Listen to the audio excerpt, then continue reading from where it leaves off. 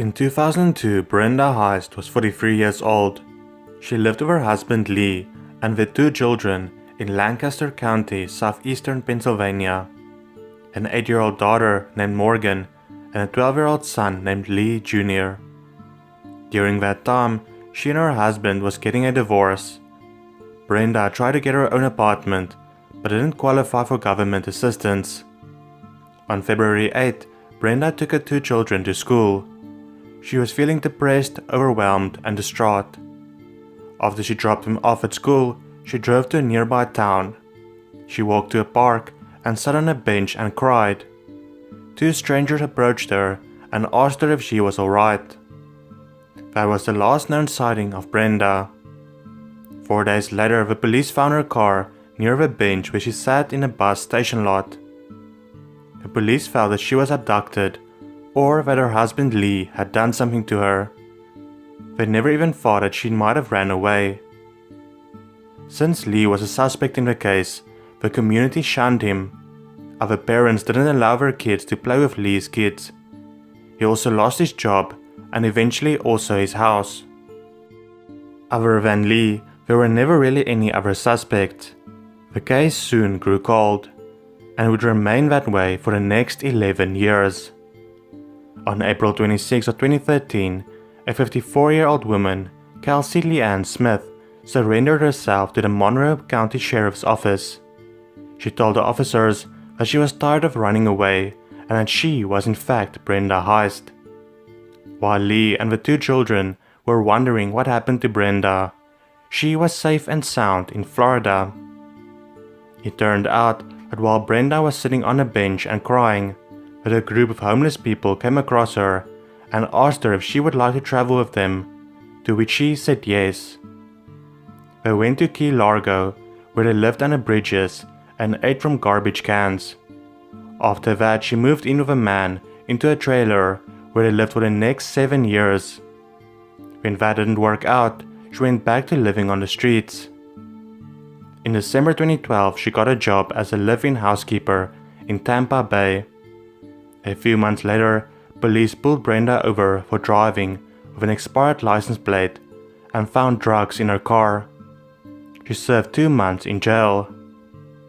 After she was released, she went back to jail for a few weeks on an identity theft charge. After that, she lived in a tent community run by a Florida social service agency. This all led to her finally telling the officers who she really was. Her 2 children were already in college when they found out, and they want absolutely nothing to do with her. Morgan was quoted as saying, "I hope to eventually forgive her one day for myself, not for her."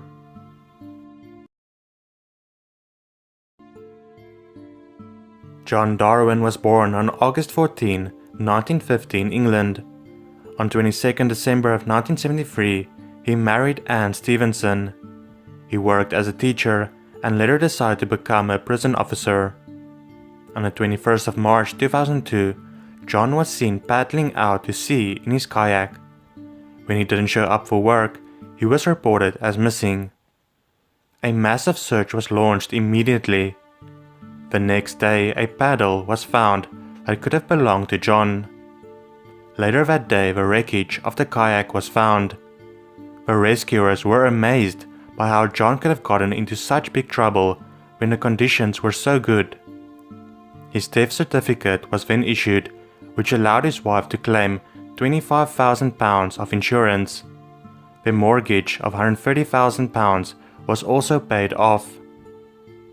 On December 1st of 2007, John Darwin walked into the police station in London and claimed he had no memory of the last 5 years. The police did not believe him and did some investigating. This is what they found. The Darwins faked John's death. He went to live next door to their family home and moved back in with his wife in 2003. Also in 2003, one of her tenants actually saw John and asked him, "Aren't you supposed to be dead?" But John convinced him to keep quiet. In 2006, the Darwins flew to Panama since they considered moving there permanently. Here is a photo of the 2 of them took with an estate agent. They sold all of their properties in the UK and moved to Panama. Panama's laws changed however in 2007, which meant John needed UK police to verify who he was. He couldn't do this, of course, since he was supposed to be dead. It was then that he decided to go back to the UK and pretend that he had amnesia for the last 5 years. The photo of the couple that was taken in 2006 was crucial evidence of their scam. The Darwin's children was at first elated to hear their father was alive, but when they heard what their parents did, they chose to no longer have contact with their parents. On July 23rd of 2008, John Darwin and Anne Darwin were both convicted of fraud. They had to sell all their properties to pay back the money.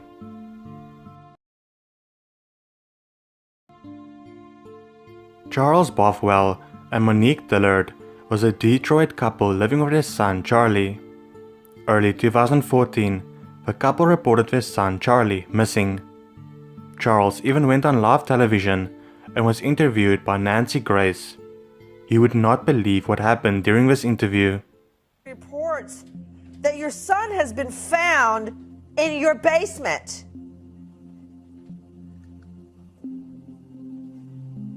Sir? Mr. Bothuell, are you... What? Yeah, we are getting reports that your son has been found alive in your basement. What? Yes, that's what, if you could hand me that wire very quickly.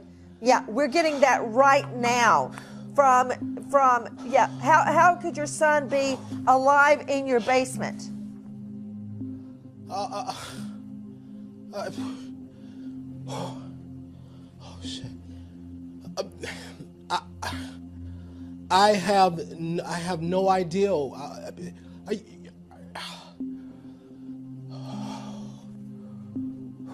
Now, this is just a report that we are hearing out of Detroit that we're trying to confirm. God, everybody please. in New York, please get on it. Let me know when we get Charlie Langton from WWJ. We've been on the lookout for him. We searched that entire house repeatedly. The FBI searched, the Detroit police searched. We've all searched. That is right, 11 days after Charlie went missing, he was found in a family's basement. Charlie claimed that his mother locked him in a basement and he was too afraid to come out. In April 2015, the couple were arrested and charged with torture and second-degree child abuse. Charles pleaded guilty. He also stated that he beat his son with a PVC pipe. He was sentenced to 18 months of probation and mandatory anger management classes. Monique accepted a plea deal, but the details were not made public.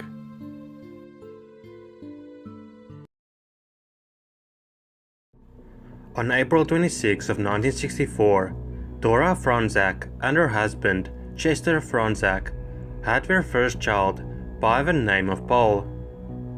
A woman dressed up as a nurse took their baby from the Chicago hospital. The woman was never seen again. Only the next day did the hospital inform Chester and Dora that their baby was missing, and the police was called. The case got a lot of media attention, and it led to a massive FBI investigation. Even though they searched for a year, they came up with nothing. Then, around 14 months after Paul disappeared, a baby was found in front of a department store in Newark, New Jersey. An FBI agent heard about this. There was no blood samples or fingerprints taken from Paul, so they had no idea whether this baby was him or not. There was, however, one photo of Paul. The FBI agent found that the ear of Paul and the ear of the baby that was found looked similar, and took the baby to Dora and Chester Fronczak.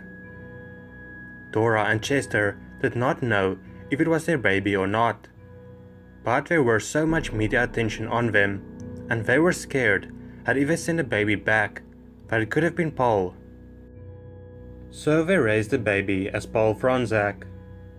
When Paul was 10 years old, he found news articles about the time he was kidnapped. Ever since then, it It was a nagging thought in the back of his head. He noticed that he looked different than his family members and had totally different interests. Eventually, when he became a father, he decided to act on his suspicion and find out the truth.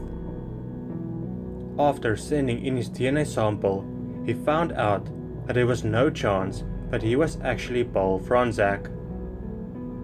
He then had two questions. Who is he really? And where is the real Paul Fronczak?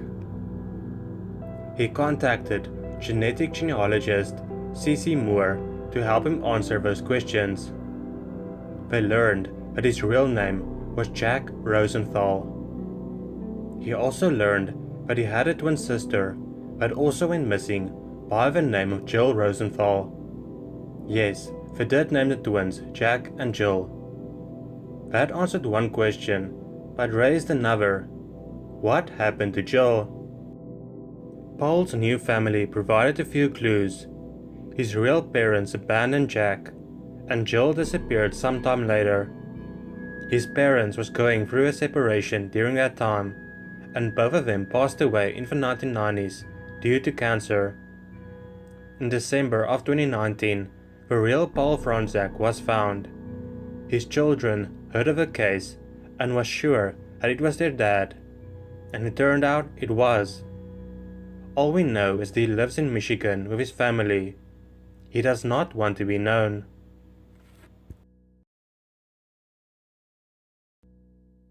Flora was born in 1939 in New York.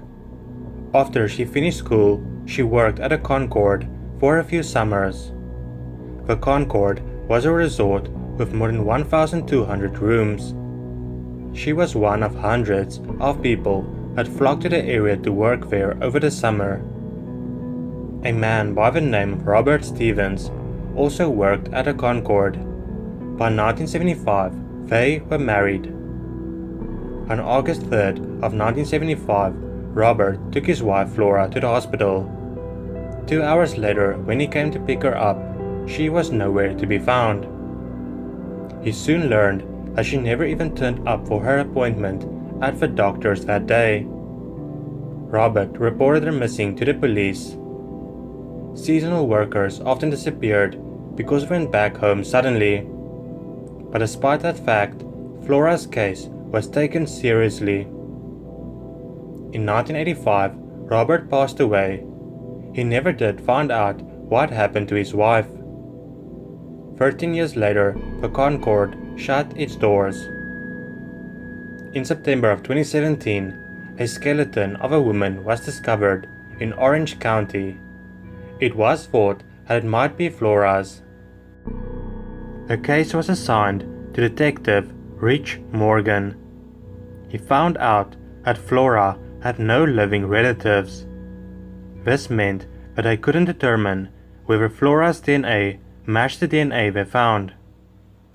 The detective did however notice that there was someone using Flora Stevens' social security card number. A woman by the name of Flora Harris, who lived in an assisted living facility in Massachusetts. He also noticed that this woman had the same birth date as Flora Stevens. On October 24th, he made his way to the assisted living facility. He showed her a photo of Flora Stevens before she disappeared. The woman simply said, "Me." When showed a photo of Robert, she said his name. He then lastly showed her a photo of the Concord back in its glory days, and she started to smile brightly. Flora Stevens was finally found after 42 years. Sadly, the 79-year-old has dementia and can't remember how or why she disappeared in the first place.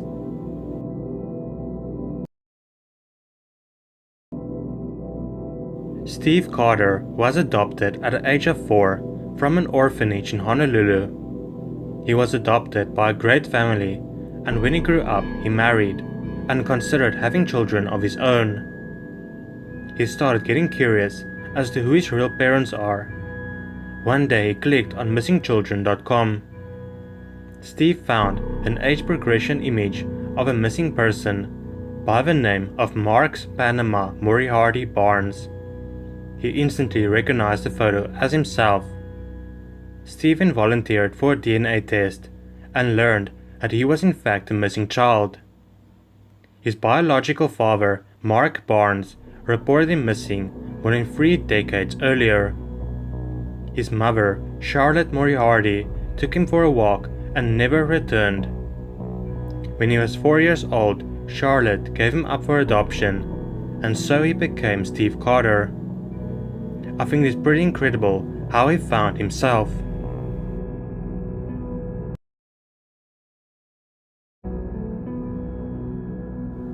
When Robert McDonough was 73 years old, he disappeared in Maine. He suffered from dementia. The search for him started almost immediately. Sniffer dogs were sent to search the surrounding woods. They even went as far as using an infrared helicopter. The next morning, a news crew was setting up to start reporting on the disappearance of Robert. Then suddenly an old man walked into the view behind the reporter. The man introduced himself to them as Robert McDonough. Luckily, Robert was in good health when he was found and only had a few scrapes.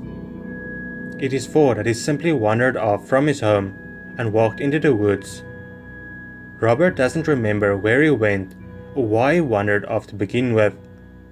His family promised to keep a closer eye on him and even said they are looking into GPS devices to help track Robert's whereabouts.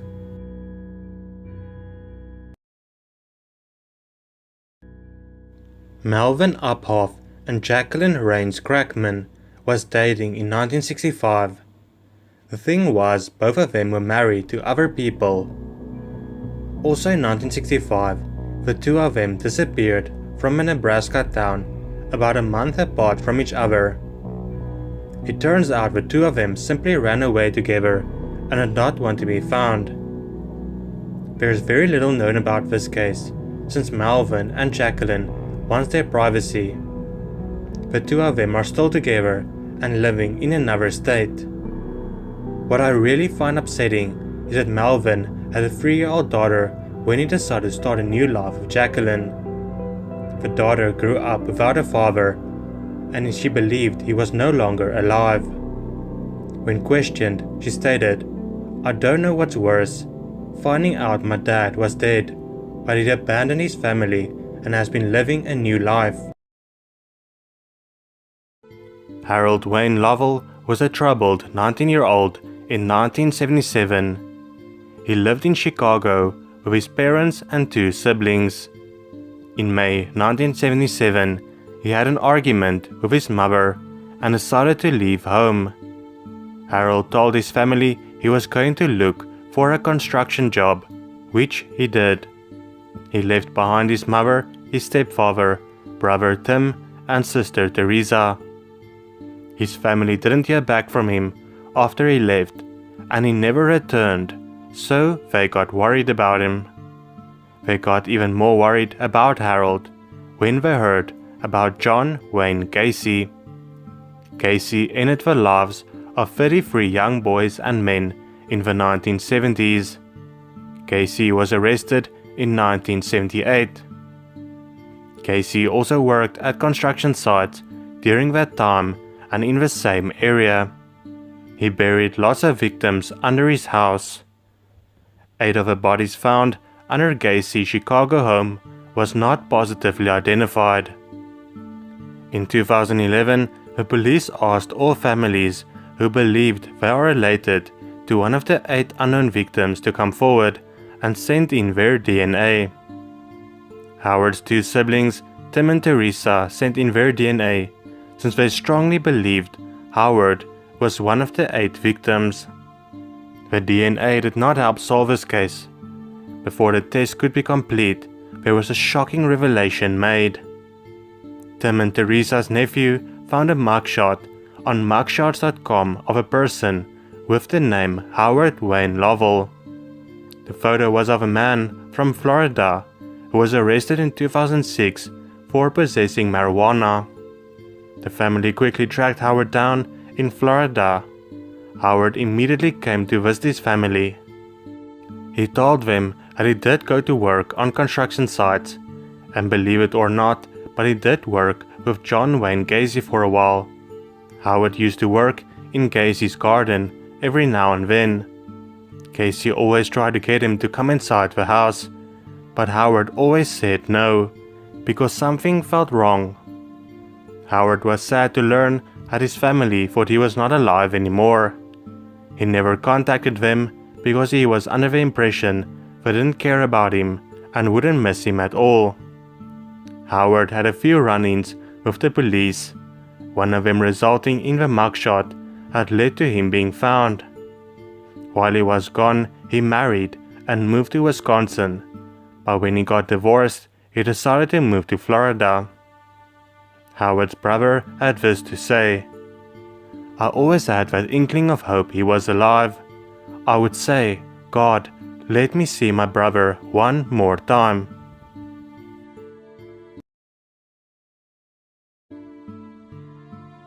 In 2010, Gregory Jean Jr.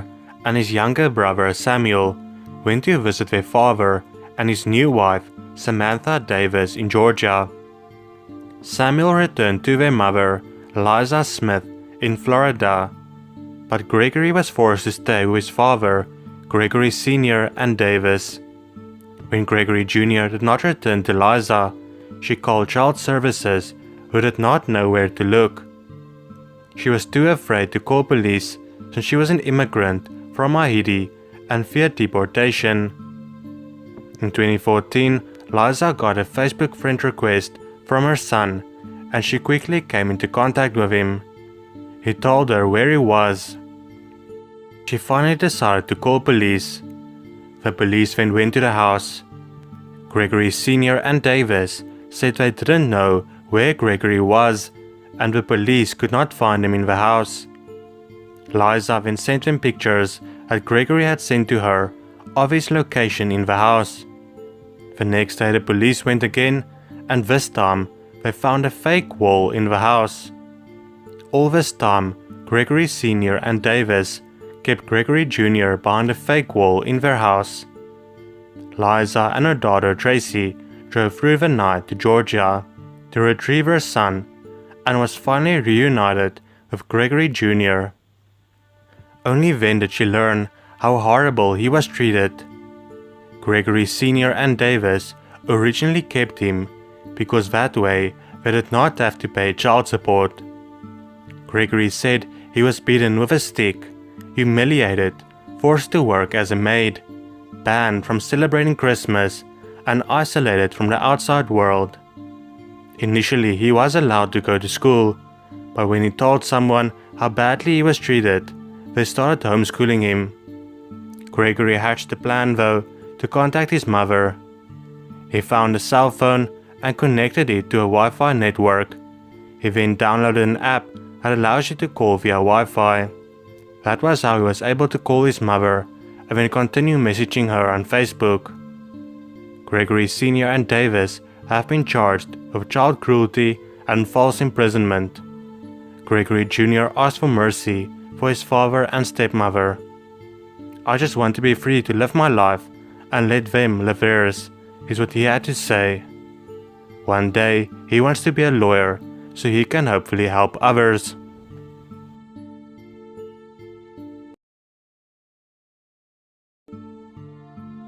Judith Bello was a 28-year-old wife and mother of two living in Stanwood, Washington. She worked at the National Food Corporation in Savannah. One day, in 1993, she was supposed to pick up her son from daycare, but never did. The police found her car abandoned at the Stanwood post office. There was nothing in the car that would indicate where she went, but they feared that she was met with foul play. Judith was close to her siblings, and they didn't believe that she would just leave everyone behind. The police had no leads, and the case went cold. That would be until 2011. In 2011, the Snohomish County Sheriff's Department received a call from a woman claiming to be Judith Bello. She told them that she just saw herself on a deck of cards about missing persons cases. She wanted to make sure that they did not need to look for her, and her case was now solved. The police had to make sure that it was the real Judith Bello. They learned that she was now living in California. After some investigating, they were able to confirm that she was indeed the missing woman. Judith then called some of her family members to tell them she was alive and did not need to worry about her. She gave them a reason she disappeared. Judith wanted to get away from her abusive husband. She now had a new husband, and they had 3 children of their own. Her family was just glad she is safe and was happy to hear news that she also had 3 sons. Judith claims she was scared to contact her family because of her first husband and what he might do to her siblings. Judith spent Thanksgiving and Christmas with her family and is now making up for lost time. Cathy Glass lived in Cobb County, Georgia in 1991. She was 51 years old and worked at a Cracker Barrel and lived at a Country Pines Apartments. Neighbors of Cathy called the police one evening when they heard loud noises coming from her apartment. The police found her body in the hallway. Her apartment was ransacked, so robbery was most likely the motive. The only evidence they had was a palm print, but it did not match anyone in the law enforcement database. With no other leads, the case went cold. In 2019, John Dawes, who is the lead investigator in Cobb County, was sorting through the evidence of Cathy's case when he spotted the palm print. He knew the automated fingerprint identification system recently expanded its records to include palm prints. Dawes knew it was worth a shot. The palm print matched 55-year-old Trent Allen Brown. He was already in jail in Indiana for burglary. He has a long rap sheet that includes forgery, theft, counterfeiting, and receiving stolen property. Trent has been charged with malice murder and aggravated assault with intent to murder and burglary. Denise Sharon Kolb was a 27-year-old woman living in Pennsylvania with a boyfriend, Theodore Dole Donahue, who worked as a pizza delivery guy. On October 18, 1991, according to Donahue, the pair of them used crack cocaine and were robbed at gunpoint. Donahue says that Denise went to get help, and that was the last time he saw her. The next day, Denise attended a funeral with her family. That would be the last day they ever saw her alive. 3 weeks after the funeral, a passerby found Denise's body in Birmingham Township, Delaware County. Her cause of death was most likely asphyxiation. It was difficult to say due to the decomposition. A long yellow sock was found on her lower back. The police also found a long yellow sock in Donahue's apartment, but they lost the yellow sock found at the crime scene and couldn't verify if the 2 socks was a pair. Donahue was a major suspect in the case, but no more evidence came forward and the case went cold. That was until 2015. Byron Wolf, the head of the photography program at the Temple University's Tyler School of Art and Architecture, used techniques to bring out details in the original crime scene photos.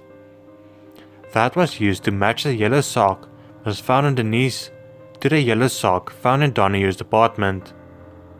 More and more information came to light that incriminated Donahue. He actually saw Denise after the funeral when he argued with her. The police found out that Donahue stayed at a motel a couple of times a year that was less than a mile away from where Denise was found. Donahue also admitted to the police that his nickname was Ted Bundy. Lisa Campbell, who worked with Donahue at a restaurant in the 1990s, testified that he told her that he once had a roommate who died on the couch and he was questioned by police about the death. She found it odd because he acted like he got away with something. Amber Booth, who had been a roommate of Donahue's in 2012 when they worked at Golden Crust Pizza, testified that Donahue told her one day he had just returned from visiting a spot in the woods where a former girlfriend's body had been found. He said that the woman's name was Denise, and she was found face down, naked, with her legs spread. That is information only the killer and the police would know at that point. Donahue was finally arrested on 3rd September 2019 and charged with murder, abuse of a corpse, tampering of evidence, obstruction of justice, and false reports to the police.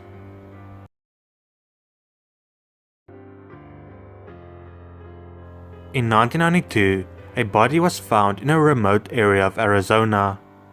The body was later identified to belong to a single mother, Denise Johnson. There was only one lead that police was able to find from the crime scene. They found a beeper, also known as a pager. The owner of the pager was truck driver Mark Bogan. When interviewed by police, Bogan claimed that he picked up Denise Johnson hitchhiking. At one point, Bogan claims Denise tried to steal his wallet and pager, but did not get away with the wallet as well.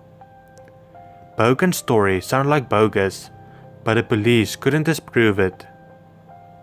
Also near the crime scene, there was a scrape on a branch of a tree. The detective took a photo of the scrape and also some of the beans of the tree. They also found the same type of beans in Bogan's truck. It didn't mean too much to them, since that type of tree is all over Arizona. They had no way of proving that Bogan's truck brushed against that exact tree. Not yet, at least. Dr. Timothy Halenjaris from the University of Arizona created a whole genetic database of the trees in the area, which have never been done before. He proved using that information that the DNA of the beans in Bogan's truck was a perfect match for the DNA of the scraped tree. Bogan will spend the rest of his life in jail.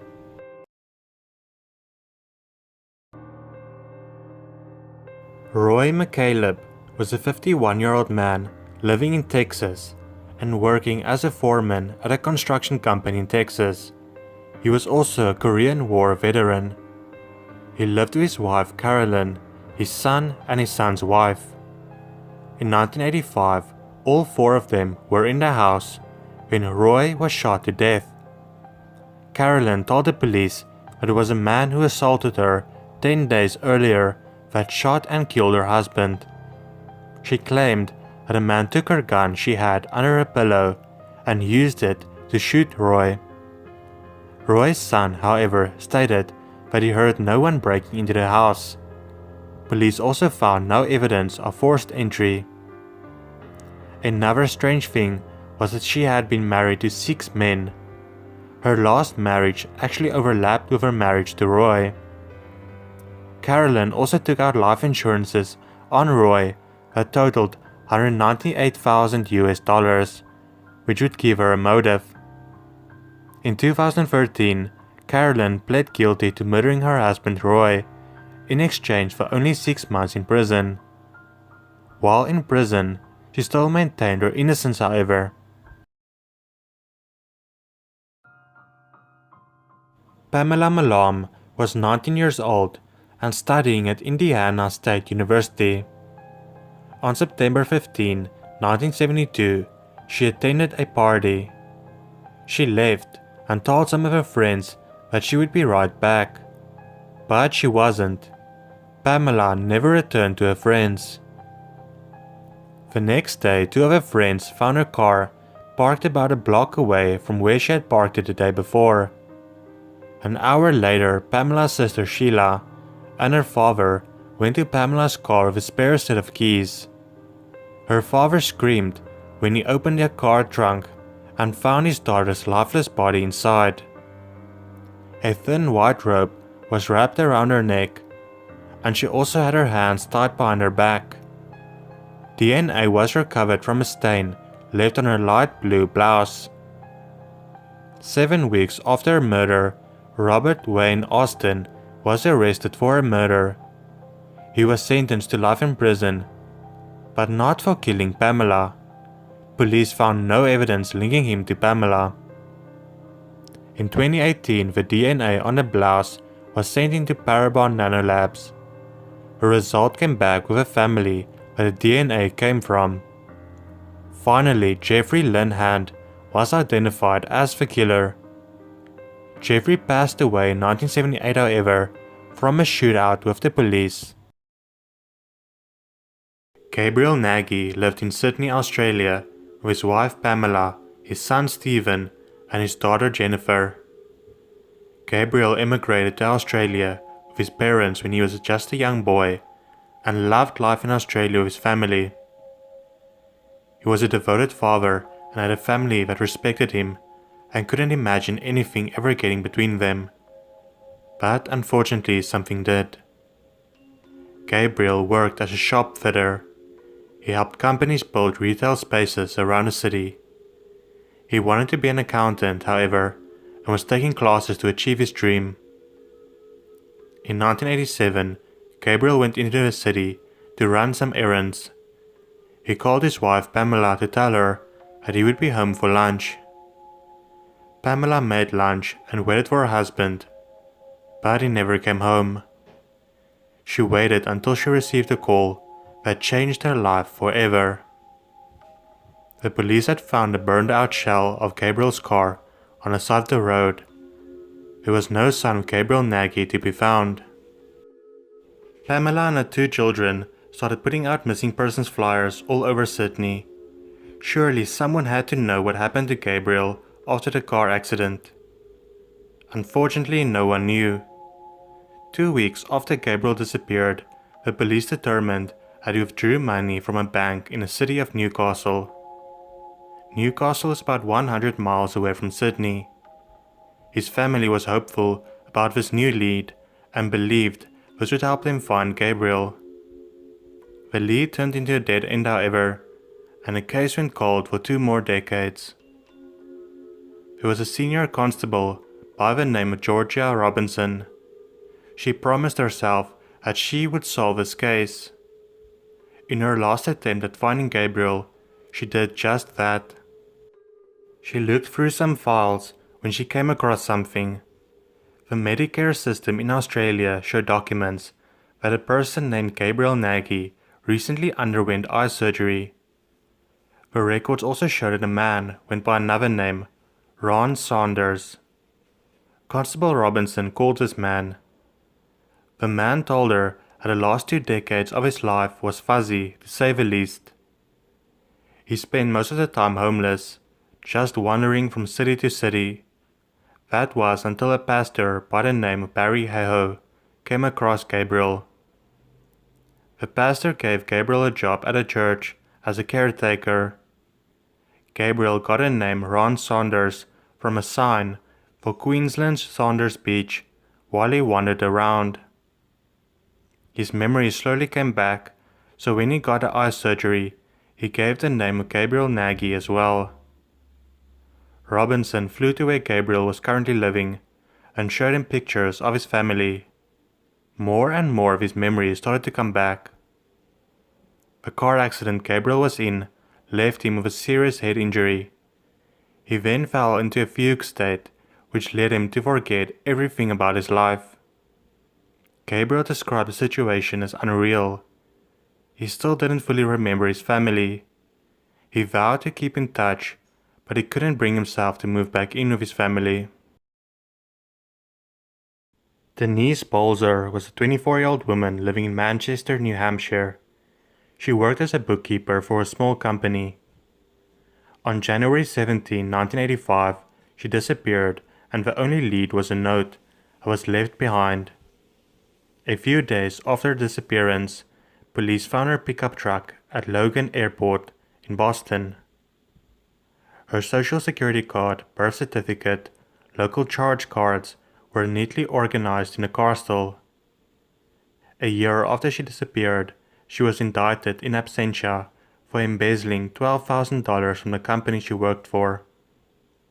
That was all the police had to go on, and the case went cold. That was until 17 years later, in 2002. In 2002, the FBI believed they found her. She was now going by the name of Denise Jones. She was still a bookkeeper and had started a new family. The now 42-year-old Denise was elated to see her family when they knocked on her door. She explained that her boss threatened her life because of the embezzlement. She claims that it was close to $100,000 she embezzled. The county prosecutors dropped the charges against her because her former boss was long deceased. Denise lived in South Carolina, the Bahamas, California, and Hawaii while she was missing, and lived in Florida since 1996. Her current husband was stunned, but said a lot of things that didn't make sense before did now. His wife would always be depressed on Mother's Day and out of sorts on holidays. She never talked about family. Nguyen Thi was a 16-year-old student living in Hanoi, Vietnam in 1992. Vaughn was very beautiful and got the attention of a lot of boys. This led her to not focus on her studies at all, and she spent most of her time going out with her friends. One such evening she arrived home after curfew, and her mother refused to open the door for her.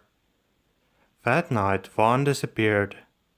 Her mother, Vu Thi Ha, regretted what she did greatly.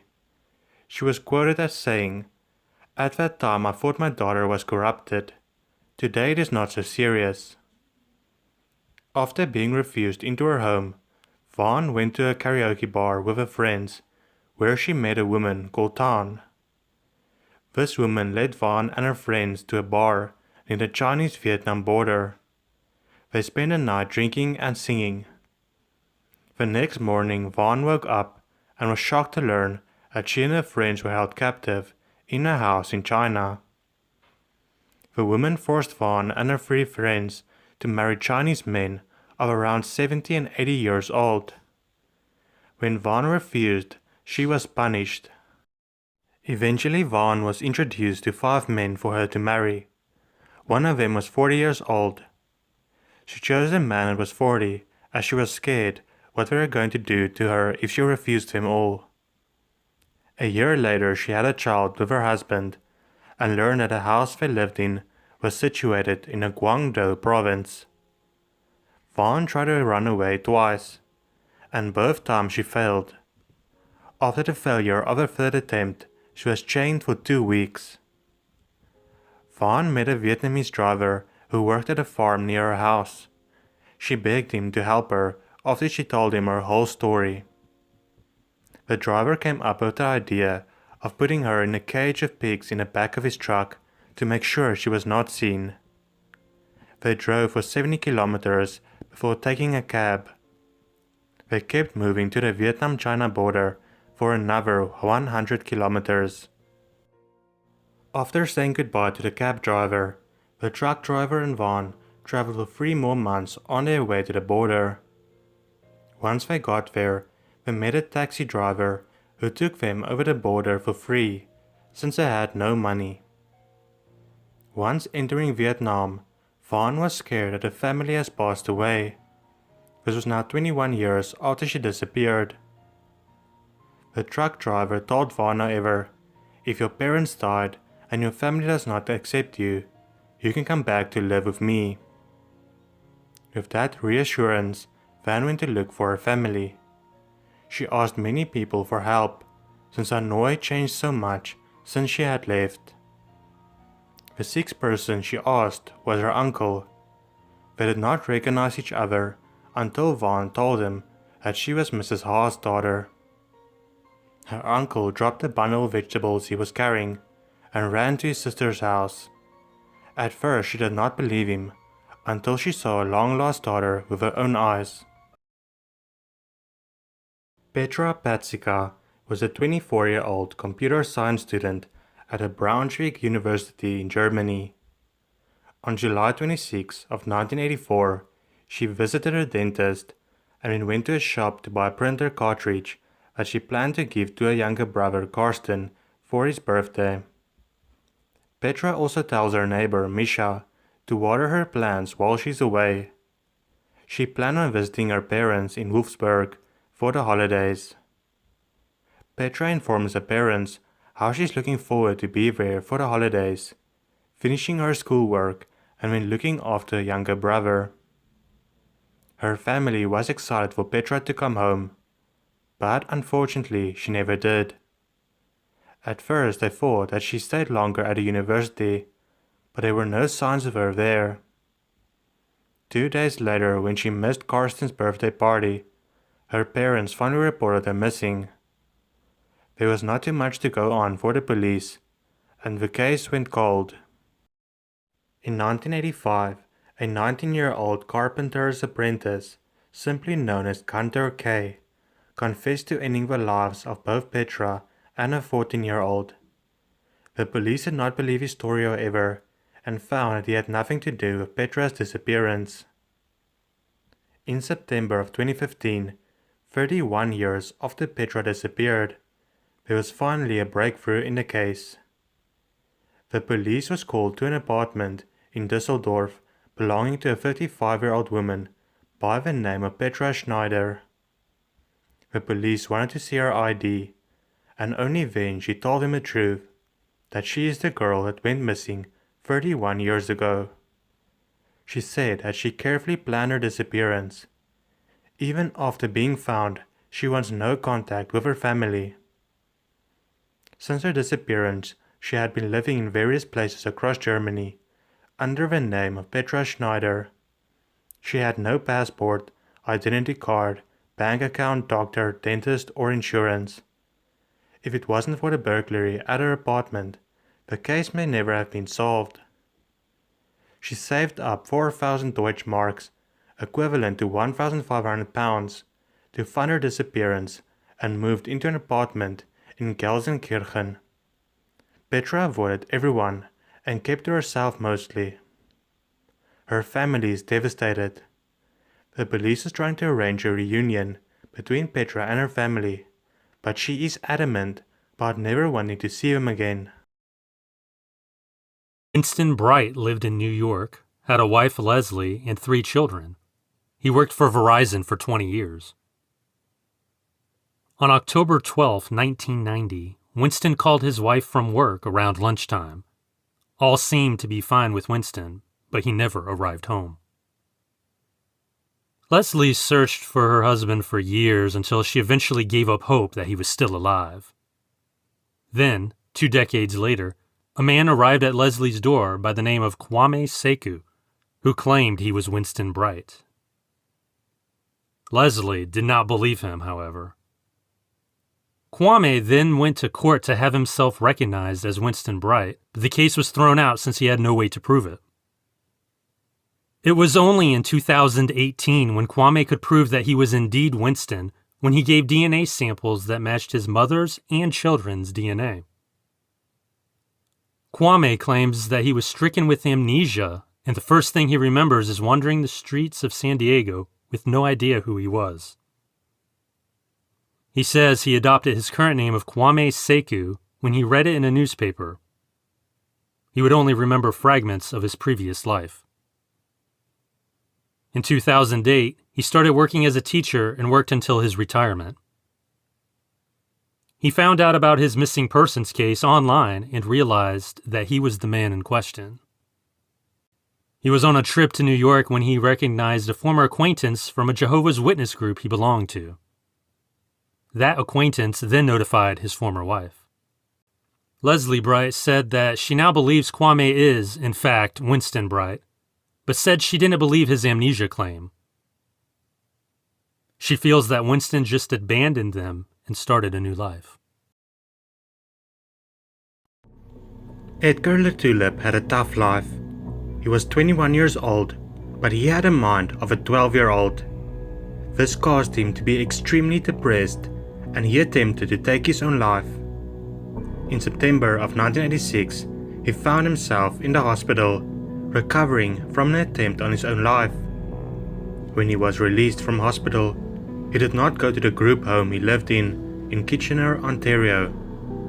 He left his medication and everything he owned behind. Edgar simply did not possess the skills needed to survive on his own, especially not without his medicine. When his mother found out he disappeared, she immediately contacted the police. The police discovered that Edgar had traveled to Niagara Falls using a bus. This immediately worried them that he was about to attempt to end his life again. No one at Niagara Falls saw Edgar, however, and he wasn't found. Posters were put up, but with no leads, the case went cold. In 1993, the police were contacted by a man who claimed he had seen Edgar. Unfortunately, the man in question was never found. In January of 2016, a man came forward claiming he was Edgar Latulip. The man lived in St. Catharines, Ontario, and was in his 50s. He also had the same developmental delays that Edgar had. His DNA was quickly tested, and it turned out that he was in fact Edgar. He had an accident and got amnesia. After that, he moved to a new town and started a new life.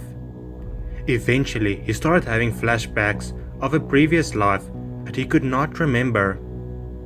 The name Edgar Latulip sounded familiar to him. Together with his social worker, they looked through the internet and found his missing persons poster. The police believes that Edgar traveled to Niagara Falls, hit his head, and the injury gave him amnesia. The police does not want to disclose what life he has been leading in the last 30 years, or what his assumed name was. I can confirm that he and his mother has reconciled and is making up for lost time. Timothy Carney disappeared on his way to church in 2004. He called his boss to say he would be late for his shift, but never showed up. His car was later found dumped by the roadside.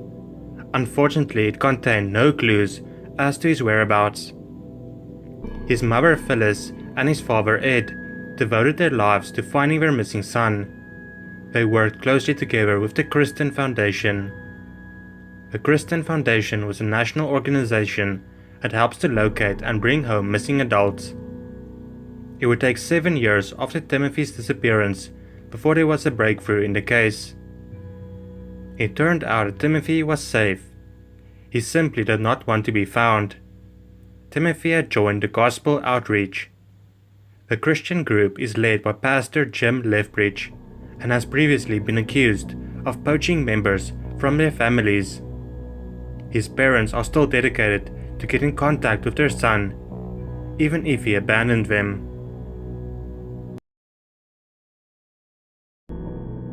Lula Gillespie-Miller had 4 young children. One day in 1974, Lula suddenly disappeared. All of the children went to live with Lula's mother, Emma Gillespie. Emma would put on her porch light every night, hoping her daughter would return. Emma was a great grandmother, but the children missed their mother greatly, especially Tammy Miller. In 2010, Tammy searched for her mother online. She saw shocking articles about what could have possibly happened to her. She found a postcard that her mother had sent from Richmond, Virginia. Tammy also found out that Lula had transferred custody of the children to her mother. This meant that Lula most likely disappeared on her own accord. Tammy reached out to the Doe Network. They followed a paper trail and finally found Lula. She was living in Texas and was now 69 years old. Lula did not want to be found.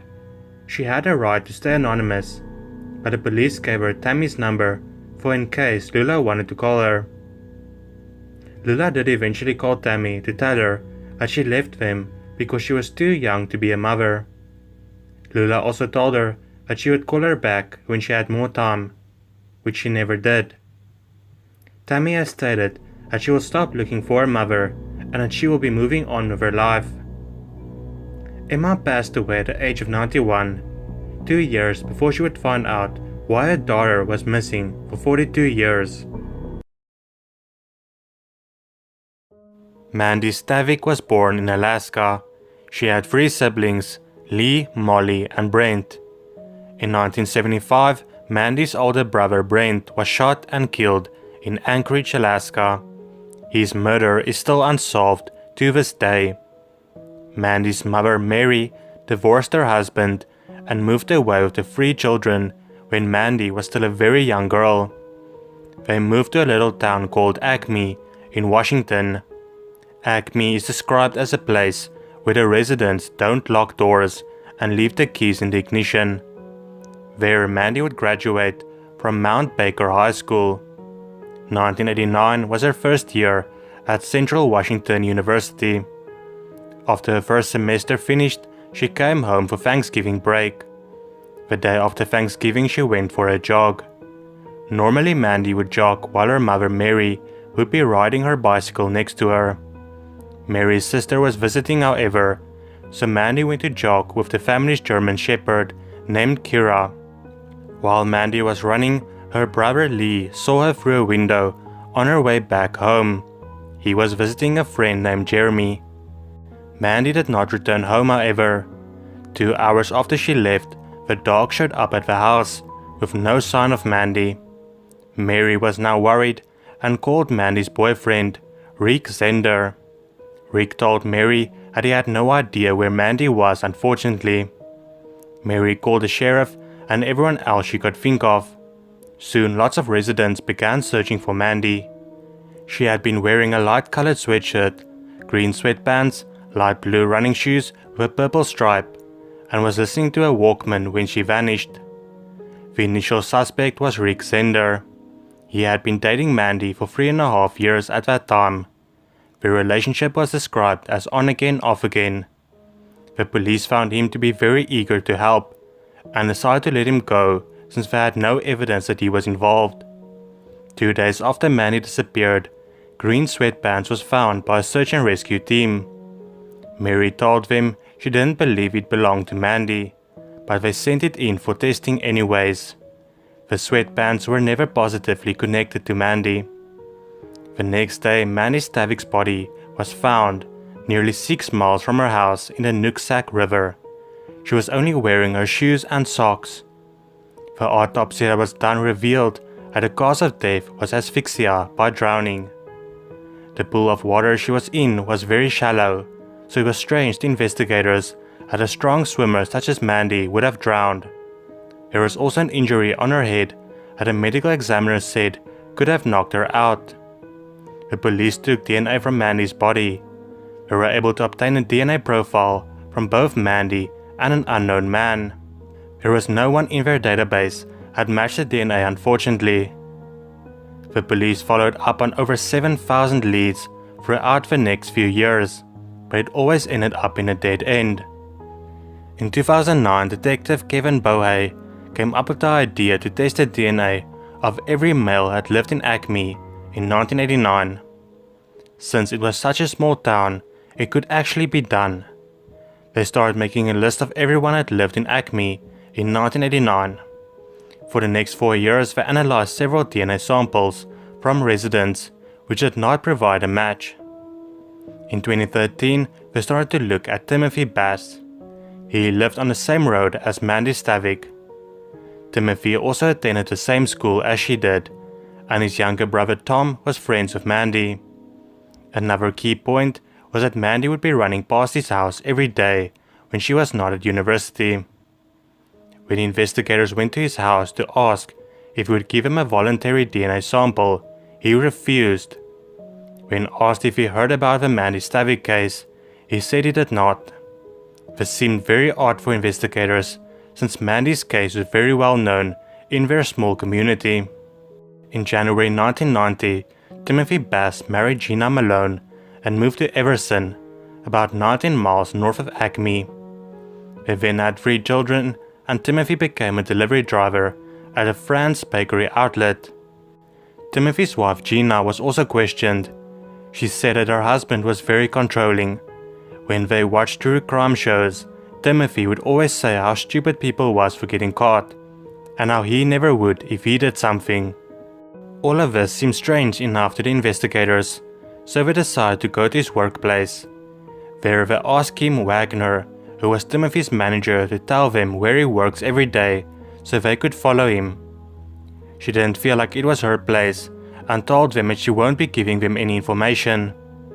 The investigators nevertheless tried their best to follow him, but Timothy didn't smoke, so they couldn't get a cigarette to get his DNA.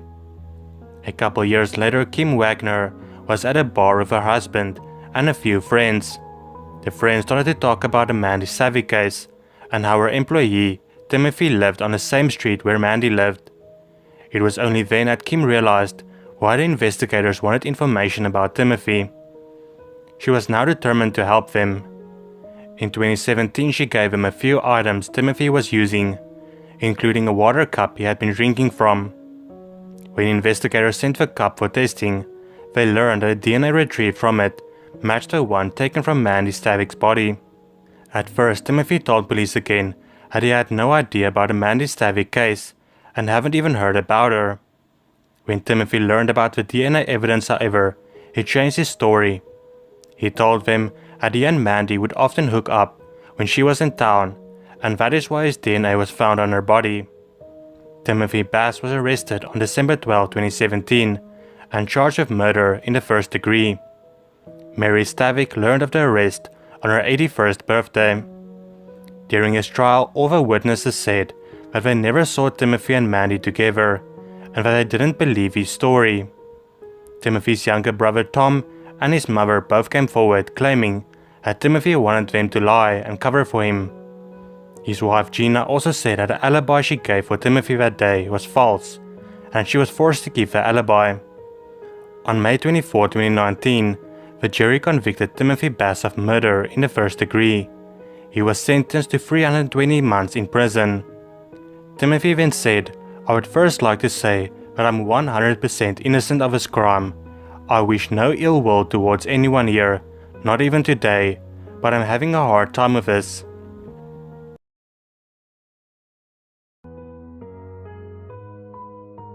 On November 25, 1987, a homeless man found a girl's body along Interstate 10 in Marana, Arizona. He walked to the local police station to report what he found. The police found tire tracks at the scene. This indicated that the girl was killed elsewhere and then moved to where the man found her. A medical examiner in Palmer County did an autopsy and found she has been dead for at least 2 weeks. Her estimated age was between 17 and 21, about 5 foot 6 inches tall, and thought to be European American. She was shot 5 times with a .22 caliber firearm. In 2010, a forensic facial reconstruction was done. The idea was that people who knew the young woman would recognize her. In 2015, a man and a woman named Ellen and Donald Criswell came forward, claiming that they recognized the young woman. They went onto a website and found the picture titled Palmer County Jane Doe, and thought it looked similar to their missing niece, Deanna Criswell. It was especially the gap between her 2 top teeth that helped them recognize her. On February 11, 2015, Deanna Lee Criswell's DNA was matched to the young woman's DNA. After 27 years, it was finally known who she was. Her family members gathered at the cemetery she was buried and replaced the Jane Doe 19 gravestone with a Deanna Lee Criswell gravestone. Deanna was born September 20, 1971 in Washington. After her parents divorced, she became estranged from her family and would often run away. When she was 16, she began a relationship with 36-year-old Bill Ross Knight, and they moved to Tucson, Arizona, a few months before her body would be found. Bill owned a .22 caliber pistol. 9 days before Deanna was found, he was prosecuted for robbery. He passed away in 2005 due to liver complications while serving time in prison. Police believe it was he who had ended the life of 16-year-old Deanna. Hugh Turner and his wife Joyce lived in Alberta, Canada. Each winter they would spend their time in their house in Mesa, Arizona, however. Hugh was still very active at age 85. He loved playing golf and taking long walks.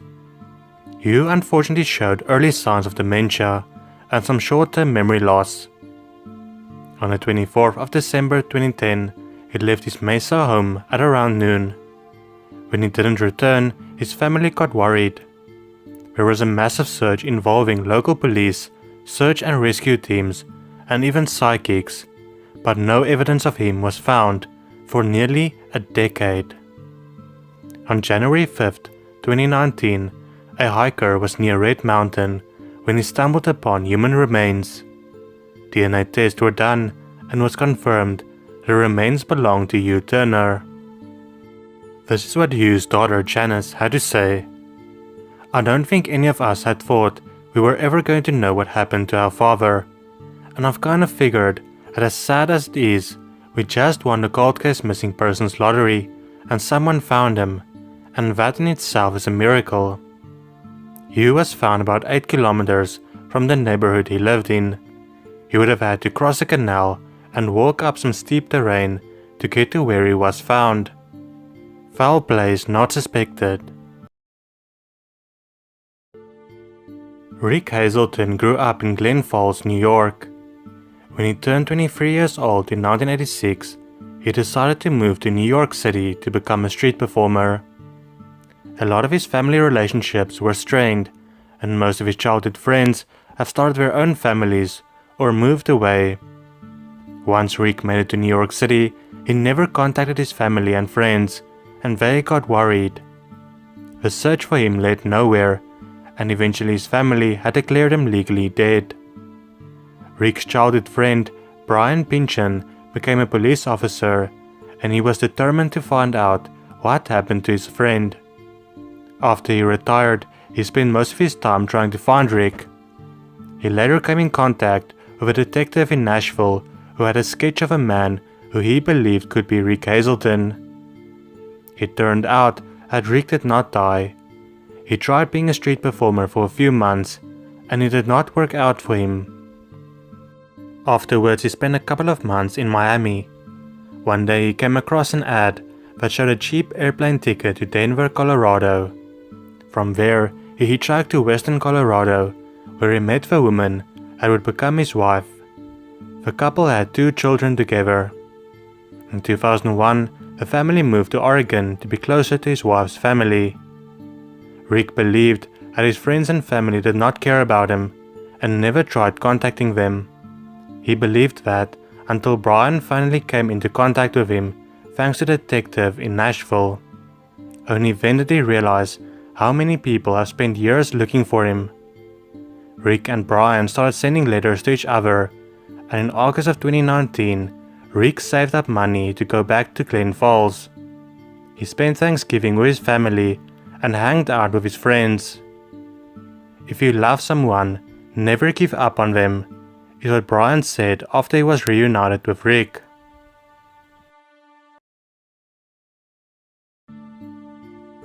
Paulette Jaster was born in 1954 in Detroit, Michigan.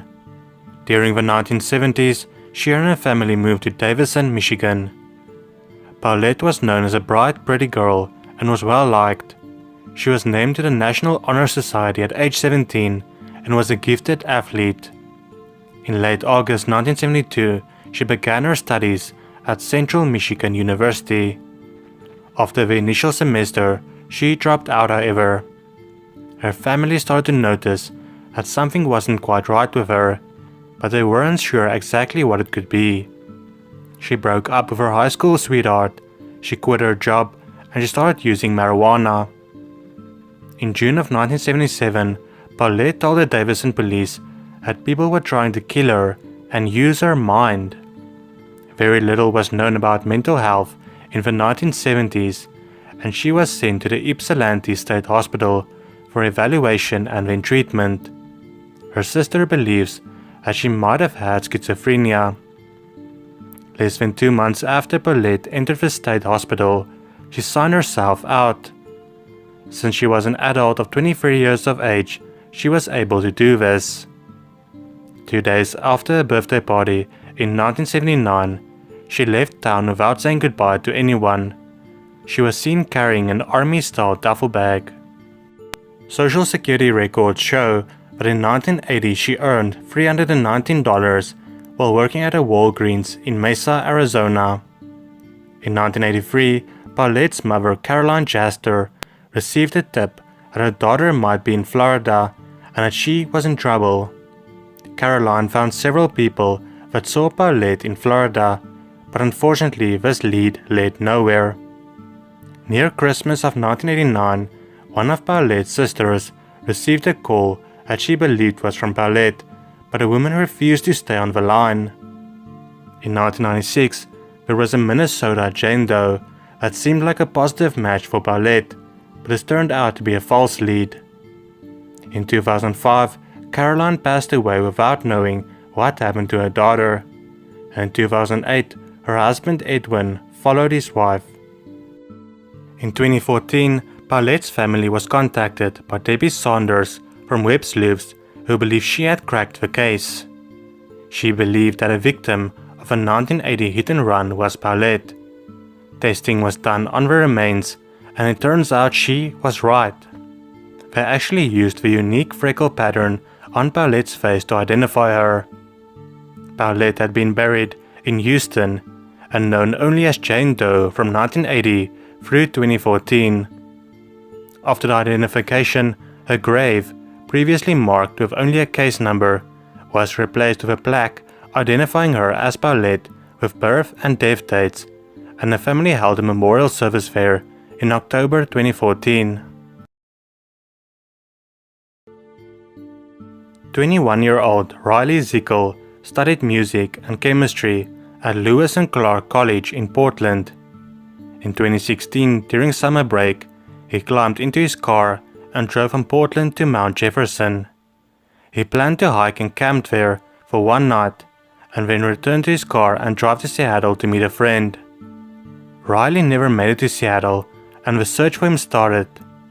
340 people put in 5,000 hours searching for him in the 350 acres of forested wilderness. Riley's friends and even his half-brother also joined in the search for him. On August 1st, a hiker came forward with a photo he took on the 29th of July. Riley's family and the police believed it could be Riley, especially since the tent he took with him looks similar to the one that can be seen in the photograph. A man came forward, however, proving that he was the man in the photo, and not at all Riley. The search for him lasted longer than normal, since he had the resources and know-how to survive for long. But in October 2016, his parents held a memorial service for him, when they believed it was unlikely that he would be found alive. "We're coping," his mom said at the time. The truth of it is he was only 21, but it's kind of a beautiful story in the sense that he died doing something he loved so much, more than anything in the world, and now is literally part of the mountain. In 2019, climbers reported to the sheriff's office that they found what they believed were Riley Zickel's remains, and they were right. The area was very prone to rock slides, and wouldn't have been searched properly 3 years ago when Riley first disappeared. Riley's father also said that Riley's clothes and equipment blended into the background.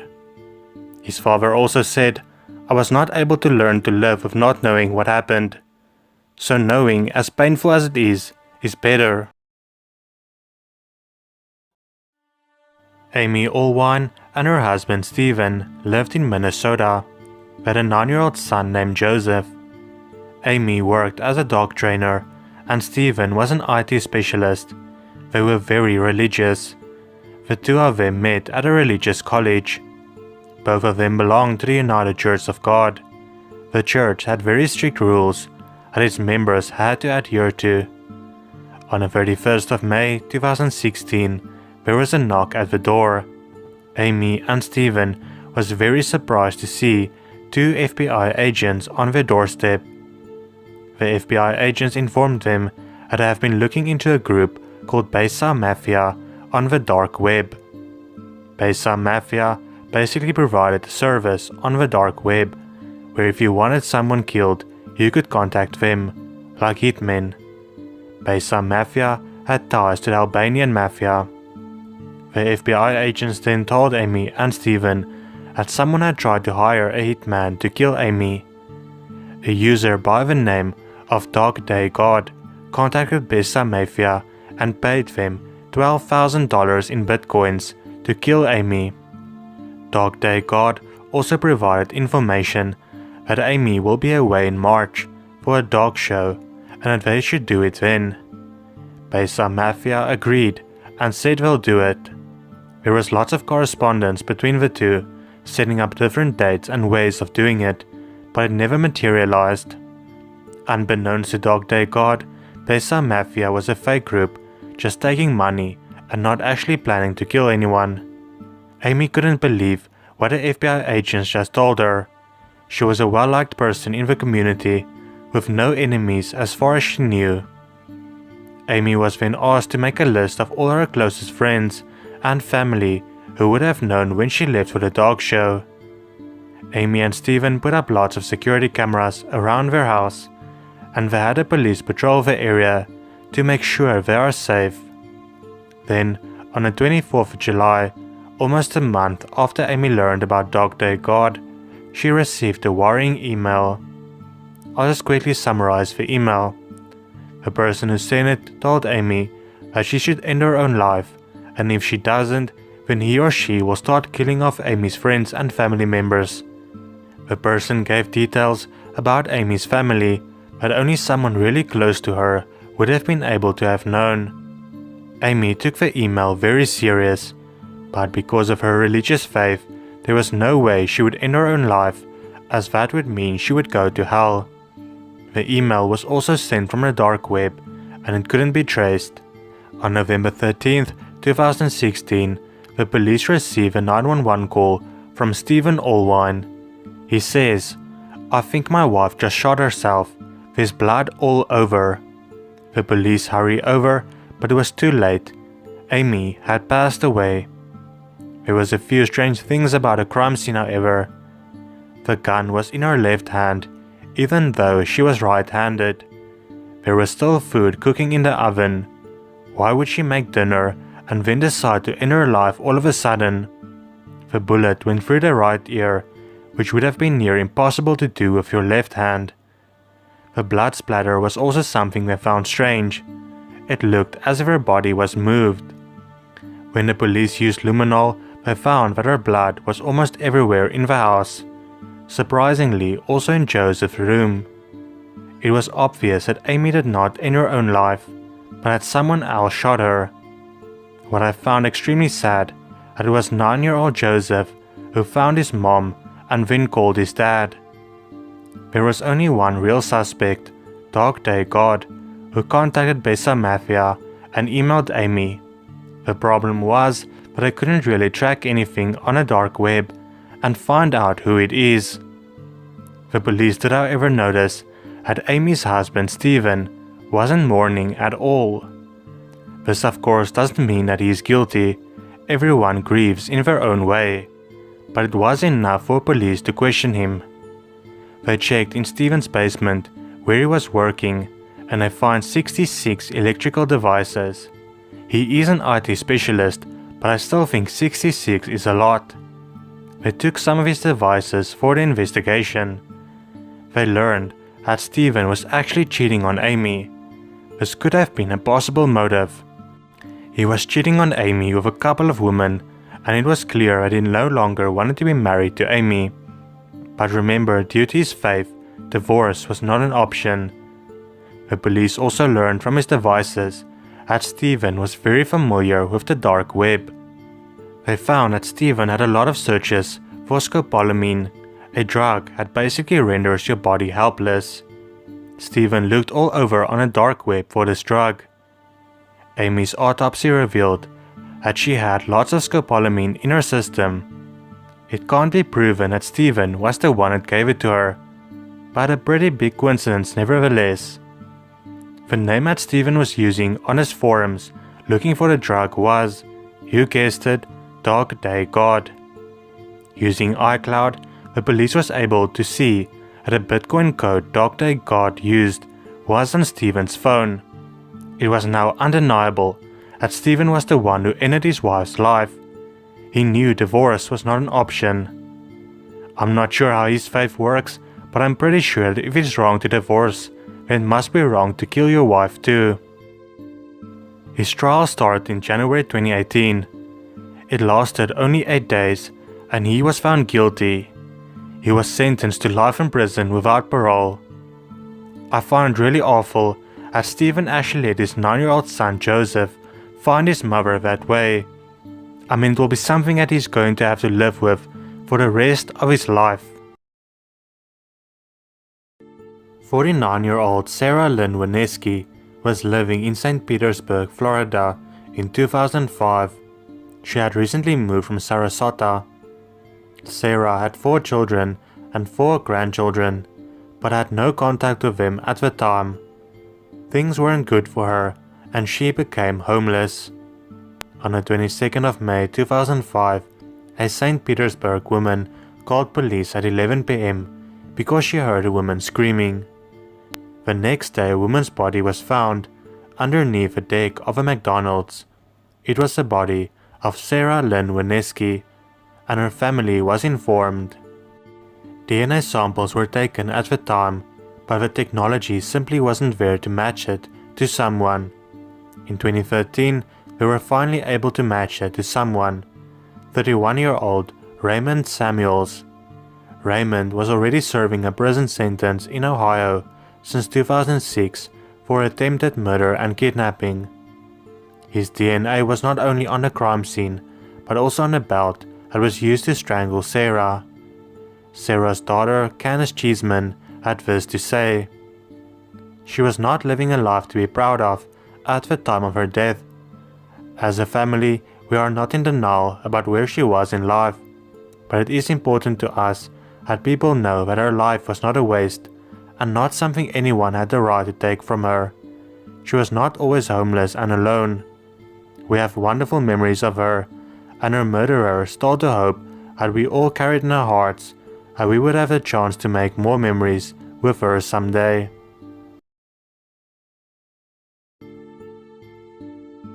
Rayna Rison was born on May 6, 1976 in Indiana. Her parents were Ben and Karen Rison. She had an older sister, Lori, and a younger sister, Wendy. In 1993, 16-year-old Rayna was a sophomore. She did really well in school and received good grades. She also worked 3 jobs, one of them being a job at a local animal hospital where she cleaned kennels and walked dogs. Her dream was to become a veterinarian. On March 26, 1993, Rayna and her boyfriend, Matt Alser, had a date planned. The couple broke up a few months earlier, but they were trying again. Matt went to the animal hospital at 6 p.m. to pick Rayna up. He noticed that all of the lights in the building were off, and it seemed empty. He drove past a couple of times, but no signs of Rayna. Matt soon became worried and drove to Rayna's house.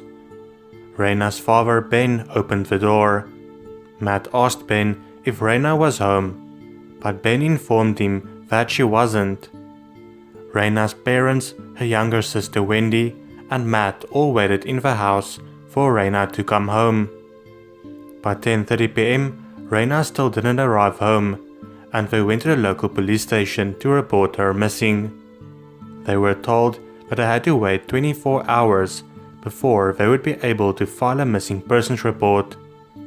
Ben gave him a photo of Rayna and asked them to be on the lookout either way, since it was so unlike Rayna. The next morning, there was still no sign of her, and the family decided they could not wait any longer. Wendy started to call lots of people, asking if they didn't perhaps see Rayna or know what has happened to her. She called Rayna's older sister Lori and Lori's husband, Ray.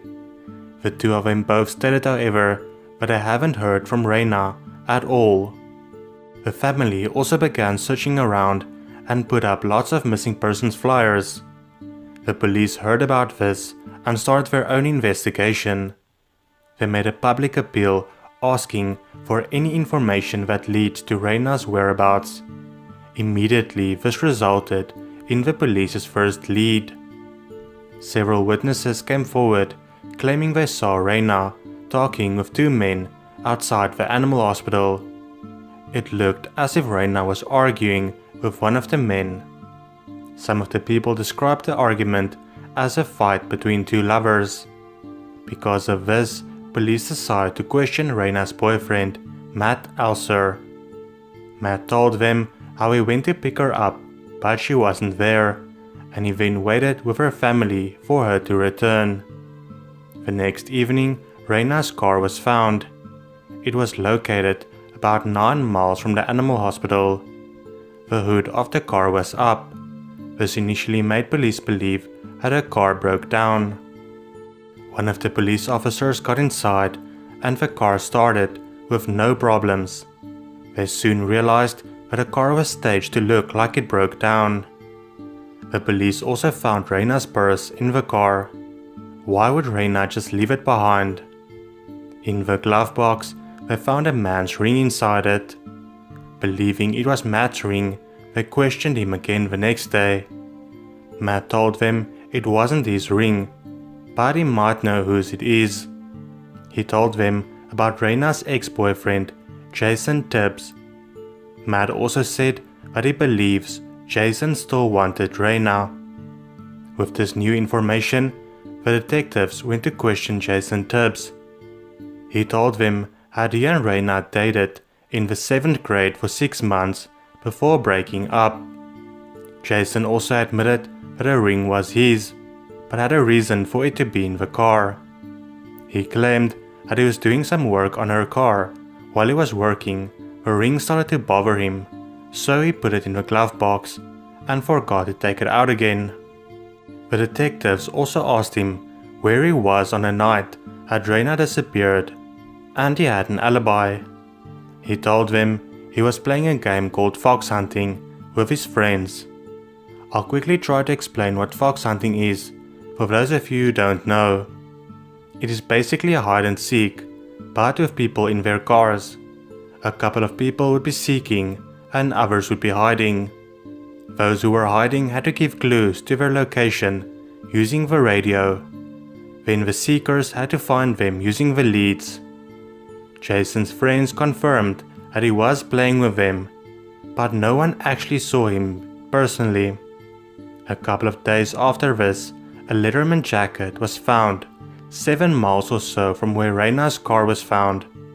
The jacket belonged to Matt Alser, but he had given it to Rayna to wear, to signify that the two of them were together. On April 26, 1993, exactly 1 month after Rayna disappeared, a man was fishing with his teenage daughter. She got bored and started walking around when she made a startling discovery. The girl quickly called her dad over. In front of them in the water was a fully clothed body with 2 logs across the back. When detectives arrived, they believed it was Rayna due to the clothes she was last seen wearing.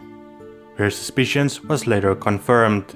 It was Rayna Rison. This was no longer just a missing person case.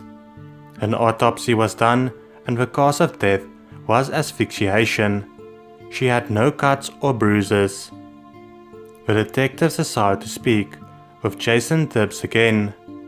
This time he told police that Rayna told him something when they were dating.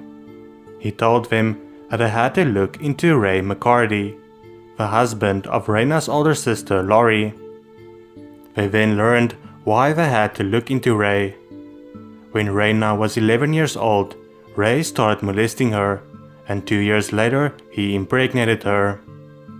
Rayna had to get an abortion, and Ray received a 3-year suspended sentence in 1991. It ended on January 5, 1993, just 2 months before Rayna had first gone missing. The detectives went to Laurie and Ray's house. Both of them said that they did not see Rayna on the night she disappeared.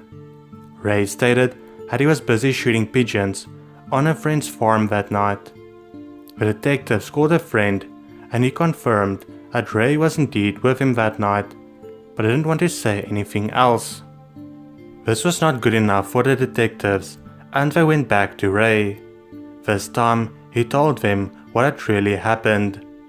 He told detectives that on that day around 5:40 p.m. he was looking for a house just around the block from the animal hospital. He then saw Rayna's car and went to talk with her. They had a brief conversation and Ray left. After that he picked up a hitchhiker and took her where she needed to go. Ray also claims that the hitchhiker was why he originally lied in front of his wife. She did not fully trust him after what he did to her sister.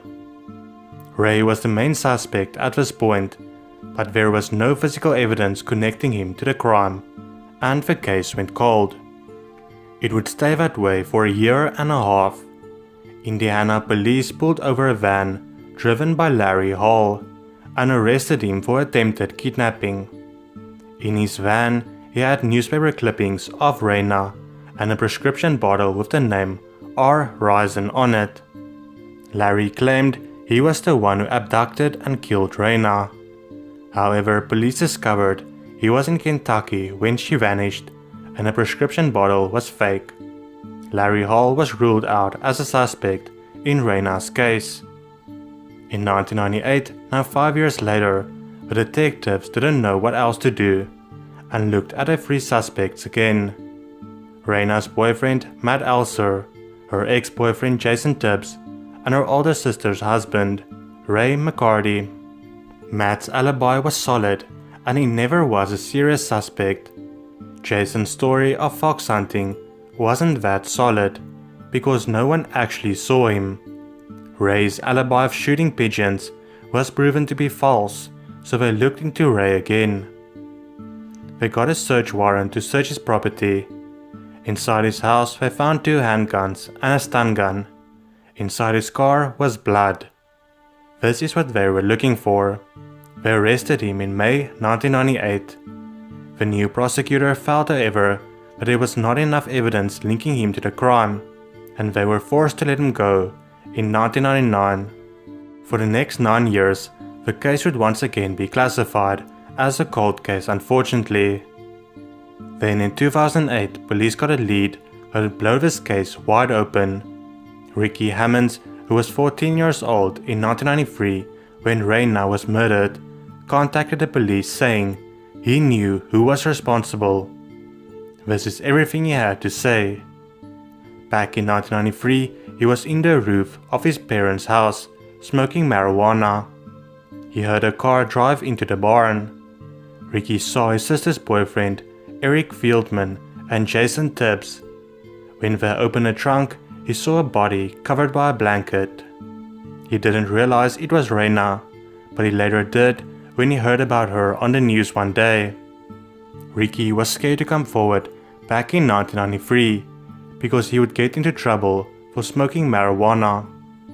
The police then interviewed Eric Fieldman and told him he will face no consequences if he can tell them exactly what happened.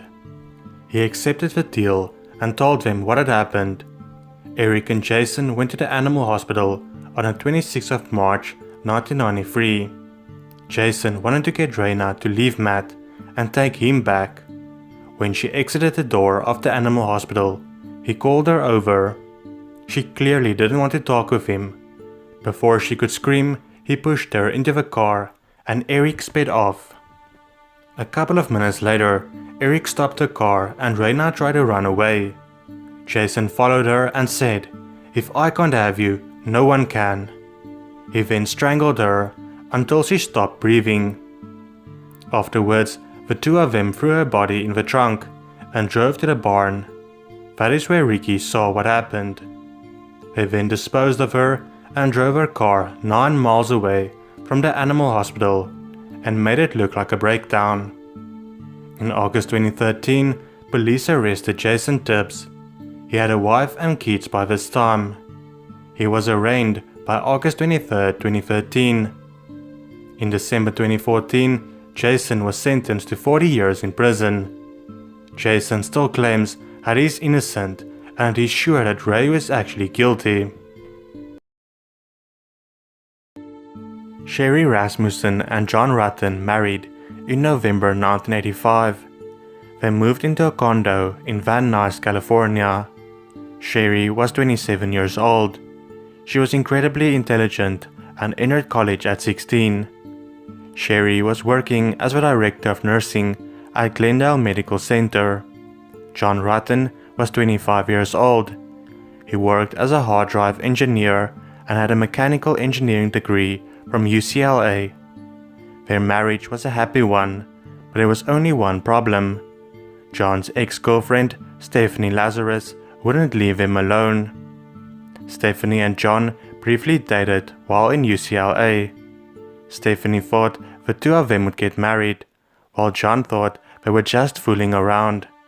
Stephanie became a LAPD officer. Even after Sherri and John got married, Stephanie would still frequently visit them at their condo and try and make Sherri feel uncomfortable.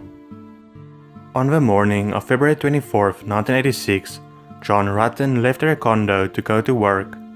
Sherri didn't feel like going to work that day because she had to give a lecture, so she was still in bed when John left. When John arrived at his work, he called Sherri to hear if she decided to go to work or not. There was no answer, and he assumed she had went back to sleep. Later in the morning, he called again and still no answer. He then called at her workplace, but no one has seen her. That evening, John returns home and he immediately sensed something is wrong. He saw that the garage door was open and the BMW he bought for Sherri was missing. He goes inside and finds his wife's body on the living room floor. She was shot 3 times. It seemed like there was a massive fight in the house, and Sherri also had a wound on her face, likely inflicted by a muzzle of a gun. On Sherri's arm there was a bite mark, which at least meant that I had DNA of a suspect.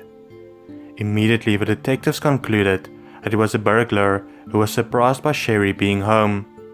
There was a problem with his theory. The only thing taken was a BMW, and that was found 1 week later. If it was a robbery, why wouldn't the thieves actually take something?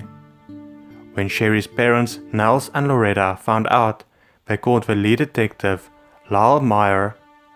Nels told the detective that Sherri felt threatened by Stephanie Lazarus and that she should be looked into. Lyle Meyer made a note of it, but Stephanie Lazarus was never looked into at all. Due to the LAPD pretty much viewing this case as being solved, there was not much being done in the next couple of years. In 1993, when there was a new detective assigned to the case, Nels would try again to convince him that it wasn't just a botched robbery.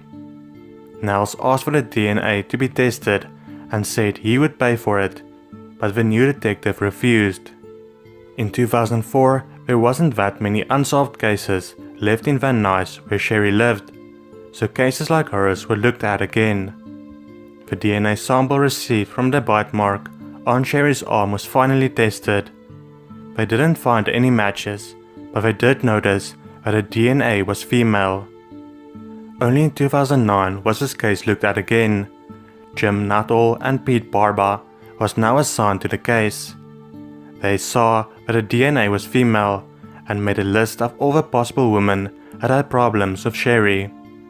The only real name on their list was Stephanie Lazarus.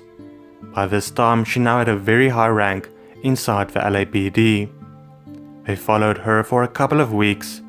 Finally, one day, they were able to retrieve some of her DNA from a cup that she had been drinking from.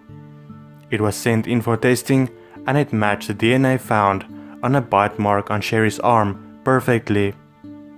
They then interviewed Stephanie. She was trying to be smart, but she did let little bits of information slip. When she left, there were 2 police officers outside who arrested her. The trial began in 2012 and more information came out. The gun that was used was .38 caliber and is the same gun that Stephanie had at the time. Stephanie also didn't come into work that day. In March 2012, 52-year-old Stephanie Lazarus was convicted of first-degree murder. She was sentenced to 27 years in prison. She will be eligible for parole in 2034. Bonnie Woodward was a 47-year-old woman from Alton in Illinois. She was a two-time cancer survivor and she worked as a caretaker at the Eunice Smith nursing home. Bonnie had 4 children, but only 3 was living with her. Her 17-year-old daughter Heather was living with another family because she had an argument with Bonnie. The family she was living with is Roger Carroll, his wife Monica, and their 16-year-old son Nathan Carroll. She knew them through church. Bonnie was last seen on the 25th of June 2010 at work. Her co-workers saw her talking to an unknown man. The next day, she did not show up for work. Her co-workers and her boyfriend got worried since it was so unlike her, and she was reported missing. The first thing they looked into was the unknown man Bonnie was seen talking to. They noticed that he resembled Roger Carroll a lot, the man Bonnie's daughter was living with. The police also found his fingerprints on her car. When questioned, Roger told police that he wasn't even in the area on the day she disappeared. Police had no physical evidence that he was involved and had to let him go. There was absolutely no other leads and the case grew cold. That was until March 2020. Nathan Carroll, now 25 years old, wanted to tell police what really happened to Bonnie. He told them that he kept his father's secret for 10 years, but recently his father Roger had begun abusing his mother Monica, and he had enough. Nathan testified against his father. This is everything he had to say about what really happened. On the day that Bonnie was last seen, June 25, 2010, Roger and Nathan returned early from verification, leaving behind Monica and Heather at Nathan's grandmother's house. Roger drove past the Eunice Smith nursing home and saw Bonnie's car. He then said to Nathan, "Good, she's working today." Later in the afternoon, Nathan heard 8 or 9 gunshots in the backyard of their house and he went to check. He saw his father with a handgun and Bonnie laying on the ground wearing scrub pants and white sneakers. Roger then ordered Nathan to start a fire. Roger picked up Bonnie with a front loader and dropped her in the fire pit. The two of them kept the fire going for days, till there was only charred bone fragments left. Roger also instructed Nathan to destroy her phone with a hammer and mow over the grass where the fire was. Nathan complied because Roger told him Bonnie was a very bad person and she abused Heather. One of the phrases Roger used was, "She needs to go away and never come back." All this new information led to a search of Roger's property. The police found a spent 9mm shell casing, a matching projectile, and matching bone fragments. Roger was found guilty. He will receive his sentencing on April 23, 2020. It could be between 20 to 60 years in prison. Because he used a weapon, he could even face life in prison.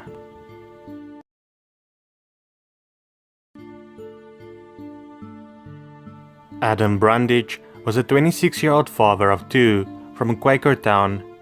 He had recently inherited a lot of money when his father passed away. With the money, he bought a house. He lived there with his roommate, Damon Smoot. Adam met Damon only a few months before buying the house. In October 2004, Adam's ex-girlfriend and the mother of his children got worried when he stopped answering her calls and he was reported missing. One of the strange things was that Adam's roommate Damon was still living in Adam's house all alone and was driving Adam's 1997 Mercury Cougar, which was his most prized possession. Damon told Adam's mother that Adam gave everything to him. Each time the police or someone asked Damon what happened to Adam, he would tell a different story. He said Adam went to Iowa because he was behind with child support. Then he said that Adam went to Wisconsin to flee an arrest warrant. The story would change a couple more times after that. Only this year, in 2020, did Damon decide he will tell police what happened. On January 9th, he agreed to plead guilty, and he told police everything. He told them how he was jealous of Adam and all the possessions he had. On October 4, 2004, Adam called Damon asking him for supplies he needed to fix something in the house. Damon told Adam to meet him at his workplace, where the two of them got into a massive argument.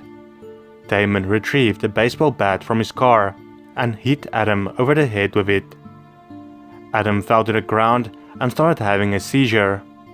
Damon then placed his fingers over the nose and mouth of Adam until he stopped breathing.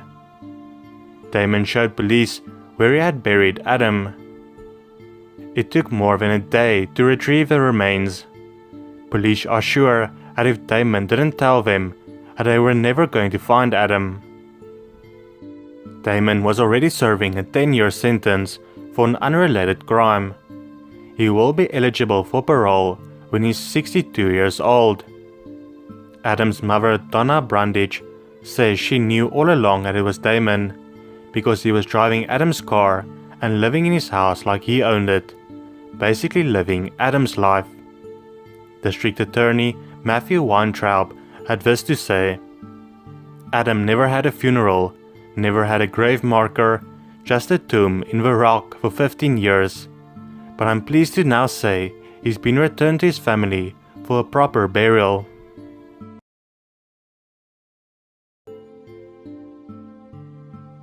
James Essel was a loving father and husband living in Montgomery County, Virginia Beach.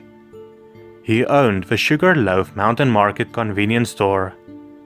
In March 1992, James's body was found laying behind the counter. He was stabbed 29 times. It was clear that he had fought hard for his life, since the suspect's blood was also found at the crime scene. This was the only lead police had, but DNA was not as advanced as it is nowadays, and they couldn't do much with it. In 2017, police sent the DNA samples they had collected to Parabon Nanolabs. Parabon Nanolabs was able to make two images. One of how the suspect might have looked like in 1992 and what he might look like in 2017. This unfortunately did not help, and police decided to focus on genetic genealogy to solve this case. They used databases to find family members of the suspect and narrowed it down. In January 2020, they narrowed it down to Hans Hewitt's. On February 10th, police collected a DNA sample of Hewitt's and it matched the blood they found perfectly. 2 days later, they went to arrest him at his house. They found him in his car. He had a gun with him that he waved at the police. When he was told to drop it and he didn't, he was fatally shot. A neighbor of his caught it all on tape. Hans's wife believes her husband is innocent and is now working to clear her deceased husband's name. Yara Gambirasio was born on 21 May 1997 in a small town named Brembate de Sopra in Italy. Yara's whole life revolved around gymnastics. All of her friends did gymnastics as well, and she loved participating in competitions. On November 26 of 2010, Yara left her home at about 5:15 p.m. to go to the Brembate de Sopra Sports Center, which was only 700 meters away. She was supposed to be only out for half an hour to an hour or so, and then come back home. At 11 minutes after 7 that evening, Yara's mother calls Yara, but it goes straight to voicemail. A few minutes later they call the police, since it was unlike Yara to not respond to their calls and be out later than she's supposed to. The police soon arrived, and also the military, which they call the Carabinieri. Hundreds of volunteers also helped search for Yara. The police tracked Yara's last movements. They found that Yara did make it to the sports complex and did some training. At some point after 6 p.m. she left the sports complex, and at 6:44 p.m. she texted a friend arranging plans to meet up the following Sunday. At 6:49 p.m. signals came from Yara's cell phone in a small town called Mapalo, about 5 kilometers from where she lived. A few weeks after her disappearance, the police thought they had found a man responsible. They wiretapped the phone of a Moroccan immigrant by the name of Mohammed Fikari. Mohammed said something along the lines of "Forgive me, God, I did not kill her." Mohammed worked as a builder in Mapelo. In the back of Mohammed's van, there was a mattress with bloodstains on it. It wasn't Yara's blood, however, and apparently Mohammed's call was badly translated, so he was let go. Exactly 3 months after Yara disappeared, in 2011, there was a man that was flying his new remote-controlled airplane in an overgrown field that came across a lot of rags on the ground. He then noticed shoes, and he soon realized he was looking at a badly decomposed body of a young girl. The police immediately came and identified the young girl as Yara because of her clothes she was wearing. She had a couple of facial wounds that was caused by a blunt object. Her cause of death was hypothermia due to exposure. In her hand was a lot of grass that she was pulling out in her last few hours. On Yara's underwear, they found a tiny piece of DNA that did not belong to her. They called the suspect Unknown One. Using the DNA, they could determine that it was a 95% chance the suspect had blue eyes. The police took DNA samples of every person that met Yara or could have possibly known her. In 2011, they found a man that had a Y chromosome they were looking for. The man with the last name of Gerononi was in South America at the time of Yara's murder, and his DNA was not a perfect match. So they knew it had to be a family member of this man that was the suspect. They found that a lot of people with the last name of Gerononi lived in a town called Gorno. They started testing DNA in Gorno of everyone with the last name of Gerononi. They came across a man by the name of Pierpaolo Gerononi, who was a 50% match to the DNA of Unknown One. This meant that a sibling of his must be the suspect. Pierpaolo's brother also only matched 50% to the DNA of Unknown One, and it was not their sister. Pierpaolo's father, called Giuseppe, had died 12 years earlier in 1999. It soon became apparent that Giuseppe had to be unfaithful for there to be another child who could exactly match Unknown One. The police used some of Giuseppe's personal belongings to get a sample of his DNA. They then found a middle-aged woman who could be the mother of Unknown One, Esther Arzufi. They found that Esther had a set of twins, one male, one female, and then another son. The male twin was a man by the name of Massimo Giuseppe Bossetti, who lived in Mapalo with his wife and 3 children. After the police smartly obtained a sample of Massimo's DNA, they matched it with the DNA of Unknown One and arrested him. Esther must have been unfaithful to her husband, because the twins are both Giuseppe's. Interestingly enough, her 3rd child was also not her husband's. On July 1st of 2016, Massimo was sentenced to life imprisonment. Pamela Shelly was a 31-year-old woman from Texas. She had a daughter that was 12 years old and a son who was 9. Pamela had divorced her husband and she was now living with a boyfriend, Ronnie Joe Hendrick. Pamela, her 2 children, Ronnie and his son, all lived together in a house in Texas. On January 6 of 2001, Pamela was busy packing up her and her children's belongings. Ronnie was abusive towards her and she wanted to go back to her family in Arkansas. She was busy in the bathroom when her 2 children heard a gunshot.